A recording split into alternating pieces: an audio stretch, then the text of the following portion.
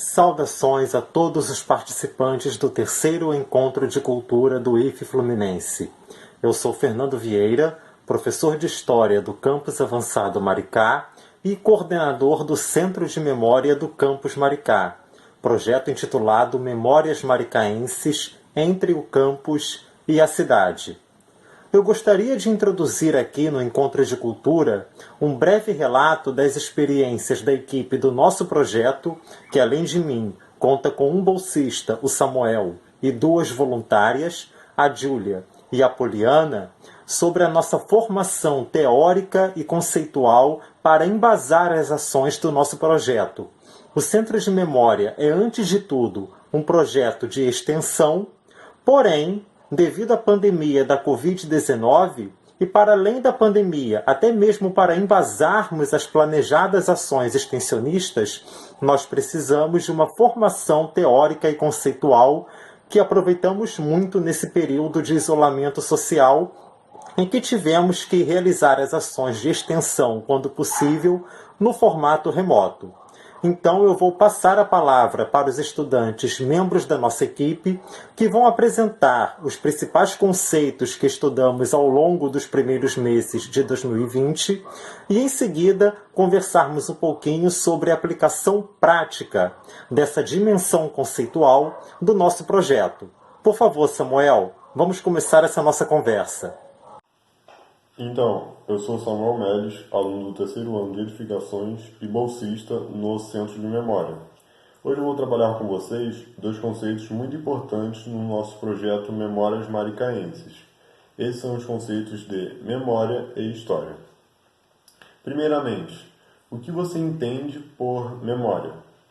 Para muitas pessoas, memória pode ser somente o ato de lembrar de alguma coisa, mas não é somente isso.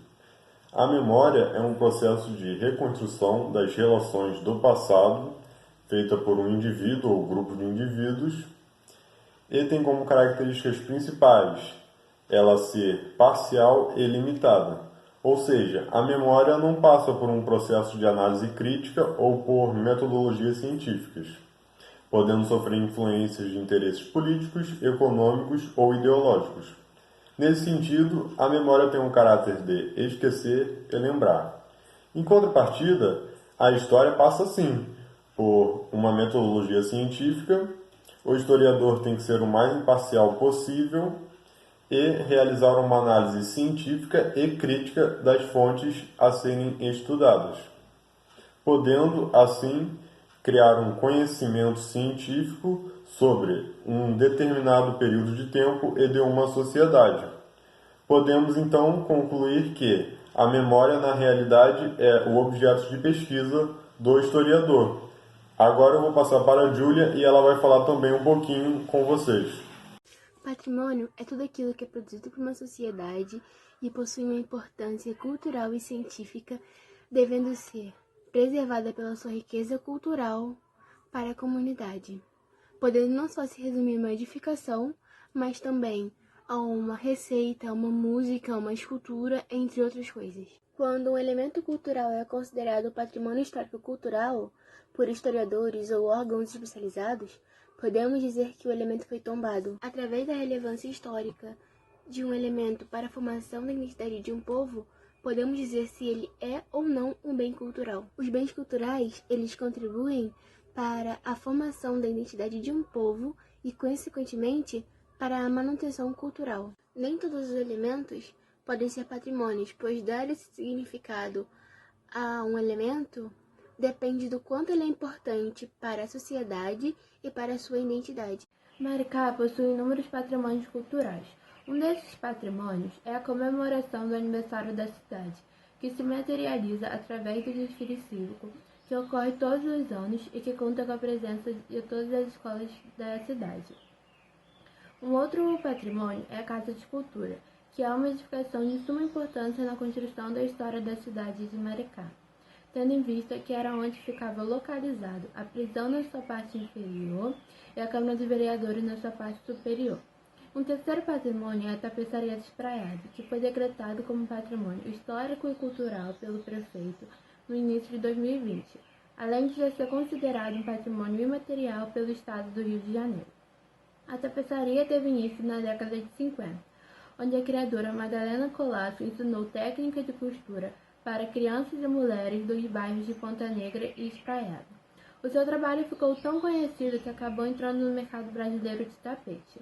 Hoje em dia, os tapetes enfeitam residências e palácios pelo mundo todo, e a memória da tapeçaria segue sendo passada adiante pelos moradores do bairro do Espraiado. Como vocês puderam perceber por meio dos relatos dos estudantes do nosso projeto, toda ação de extensão requer uma preparação prévia, referente ao conhecimento e à familiaridade com os principais conceitos que vão embasar as práticas extensionistas. No caso do Centro de Memória, que tem como um dos seus objetivos principais o conhecimento e a valorização das memórias maricaenses e do patrimônio histórico e cultural desse município, os conceitos de história, memória, patrimônio e lugares de memória são os pontos indispensáveis para que a nossa equipe possa construir esse arcabouço teórico-conceitual que vai empoderar as práticas extensionistas. Infelizmente, devido à pandemia da Covid-19, a extensão teve que se adaptar a esse cenário, o que incluiu a impossibilidade de ação concreta, física, nos lugares de memória, mas nós realizamos, dentro das nossas possibilidades, um trabalho não só de fundamentação teórica, mas também de conhecimento e divulgação dos lugares de memória de Maricá, um dos objetivos do nosso projeto. Espero que vocês tenham gostado do nosso trabalho, da nossa apresentação e continuem aproveitando o terceiro encontro de cultura do IFE Fluminense. Um grande abraço para todos. Obrigado.